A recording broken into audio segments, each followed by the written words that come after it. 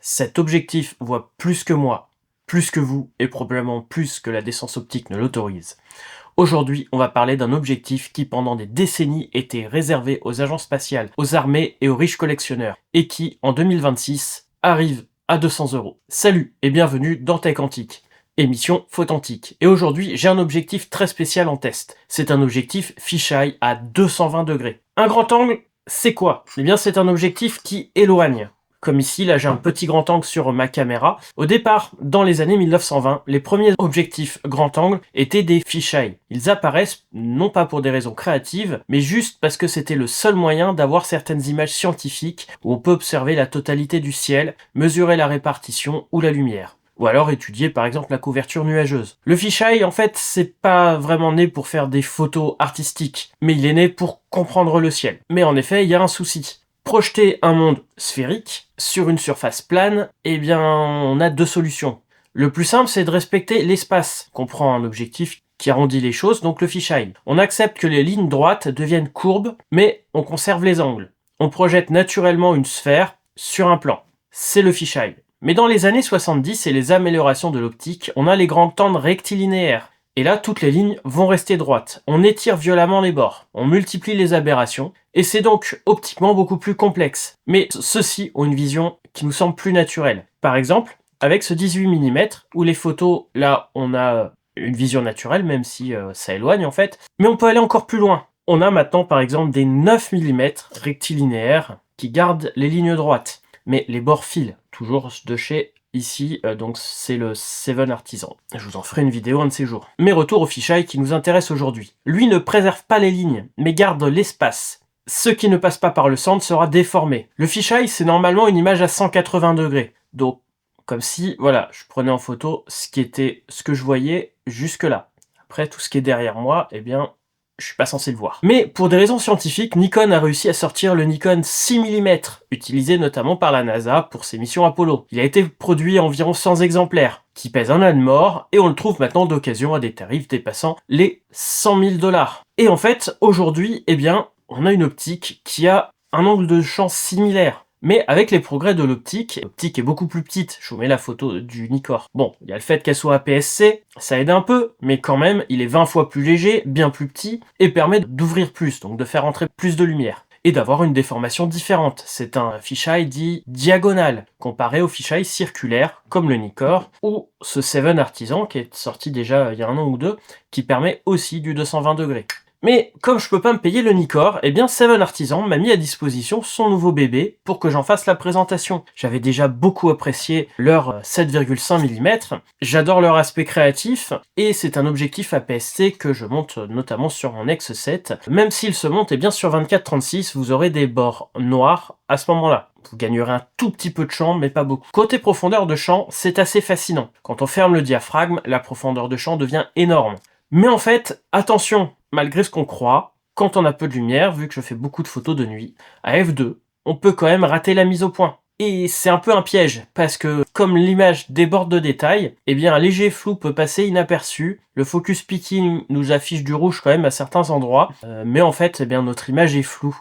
Au final. Bon, j'ai le problème avec tous les fisheye, mais ici à f2, c'est encore pire parce que finalement la profondeur de champ n'est pas illimitée non plus. Et ça se voit sur l'écran. Et ça fait mal. L'exposition, elle aussi, demande un peu de dialogue avec l'appareil. La cellule se trompe souvent. Heureusement, on peut avoir les zébras, on peut voir qu'il y a beaucoup d'endroits qui sont surexposés ou sous-exposés. Mais en fait, c'est parfaitement logique. À 220 degrés, donc c'est comme si je voyais là une partie de ce qu'il y a derrière moi. On a presque toujours bien, du ciel très lumineux, ou de l'éclairage, des zones à l'ombre, et parfois même des sources de lumière directes. Tout ça dans la même image. Donc oui, il faut souvent corriger l'exposition et accepter que la mesure automatique ne puisse pas tout comprendre. Physiquement, pour ce qu'il fait, l'objectif est plutôt compact et léger. Mais bon, sur le petit boîtier comme le Nex, c'est vrai que ça fait un peu champignon, comme si l'optique voulait avaler le monde avant le boîtier. Et justement, avoir une optique à 220 degrés, ça sert à quoi? D'abord, à montrer des espaces petits comme s'ils étaient immenses, mais surtout à être créatif. Avec un fisheye, pour qu'un sujet existe vraiment, il faut s'en approcher très près. Très très près. En paysage, j'essaye toujours d'avoir un avant-plan très proche, et un arrière-plan plus lointain. Le fisheye adore ça, il exagère les perspectives, il étire l'espace, il donne l'impression que le monde respire. En ville avec de grands bâtiments, le rendu peut être aussi spectaculaire. Les lignes filent, les rues se courbent, les façades qui se penchent. Mais attention, le vrai défi, ce n'est pas d'en mettre beaucoup dans l'image. C'est éviter d'en mettre trop, parce qu'à 220 degrés, le bazar arrive très vite, et composer une image lisible devient presque un exercice de funambule. Mais quand ça fonctionne, on obtient des images vraiment atypiques, qu'on confond avec aucune autre. Et puis, il y a un terrain de jeu assez inattendu, la macro ou presque. L'objectif permet une mise au point extrêmement proche. Parfois à quelques centimètres de la lentille frontale. On peut coller un petit objet devant l'objectif et se retrouver avec un arrière-plan gigantesque, déformé, presque théâtral. En architecture, évidemment, les cathédrales, les grands volumes, les lieux conçus pour impressionner. Le fisheye les amplifie encore, mais là aussi, il faut apprendre à guider l'œil, sinon on regarde tout et on ne voit rien. Au final, c'est un objectif à usage très particulier. On peut faire des choses superbes avec, mais ce n'est ni simple ni universel. Je rajoute au montage une petite partie test. J'ai pu voir quand même ce que je peux faire avec ses capacités techniques et ses limitations. Alors, c'est sûr que ce n'est pas une optique pour tout faire ou pour tout le monde, mais c'est un jouet assez drôle et créatif, et même utile pour réaliser avec peu d'images une photosphère. Comme indiqué précédemment, le piqué est correct à pleine ouverture, mais il faut fermer pour avoir le maximum de l'objectif. Mais à f2, il est parfaitement utilisable pour de la voie lactée, pour du paysage et de la photo de nuit. En fermant, on a de belles aigrettes à partir de f8. Il doit être intéressant à utiliser pour aussi certaines photos de sport, mais en prenant vos dispositions pour ne pas casser l'objectif. Il faut être très proche du sujet. On revient à la première partie que j'avais filmée. Je n'ai pas eu le temps de tout tester comme je l'aurais voulu. J'habite désormais à la campagne et j'ai eu 2 semaines pour tester cet objectif pendant les vacances de Noël et j'ai pas pu faire un détour par la Défense. Mais ça viendra. Au passage, eh bien, si vous voulez voir ce que ça donne, eh bien, suivez mon Instagram. Mais malgré tout, j'ai déjà pu explorer pas mal de pistes et ce que je peux vous dire, c'est que son potentiel créatif est énorme, à condition d'accepter qu'il ne fonctionne pas pour tout. Et après ces 2 semaines, ce que je dois dire, c'est que je suis franchement conquis. Il est très bien construit. Je pense que Seven Artisan a vraiment amélioré sa qualité de construction. Les aberrations chromatiques sont assez fortes, mais franchement, je sais pas si ça peut être complètement évité optiquement, ou alors on a des trucs énormes. Je sais que le Nikkor en avait déjà beaucoup. La mise au point est fluide, donc l'objectif est assez agréable à utiliser, même si la façon dont il est placé, eh bien, je sais pas si c'est naturel ou pas, mais je me trompe souvent entre la mise au point qui est très proche du boîtier et la bague d'ouverture qui est énorme.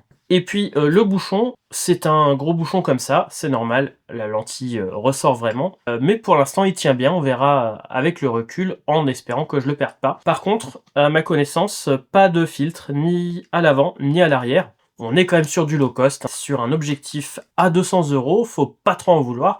Surtout que, optiquement et techniquement, il y a quelques années, ceci était encore impossible, sauf à des prix stratosphériques. Et là maintenant, eh bien, ça arrive accessible à quasiment toutes les bourses. Et merci beaucoup à Seven Artisan de me l'avoir fourni. Je vous mets un lien en description, donc sur leur site. Je vous mets aussi un lien sur AliExpress. J'espère que cette vidéo vous aura plu. Moi en tout cas, j'ai adoré la faire. Merci d'avoir regardé jusqu'au bout. Je vous donne rendez-vous très bientôt pour de nouvelles vidéos, mais je reprends les vidéos sur l'histoire de la technologie très bientôt. Cet objectif, en fait, ça parle de technologie, mais de technologie optique, je suis d'accord avec vous. Mais en tout cas, j'aime bien tout ce qui est atypique comme ça. Et sur ce, eh bien, je vous dis à très bientôt pour une nouvelle vidéo. Et puis, eh bien, puisque je crois que je ne l'ai pas encore fêté, bonne année 2026 à tous. Et puis, eh bien, moi, de mon côté, je ferai une petite vidéo bilan là, mi-janvier. J'espère que ça vous aura plu. Et à très bientôt. Salut!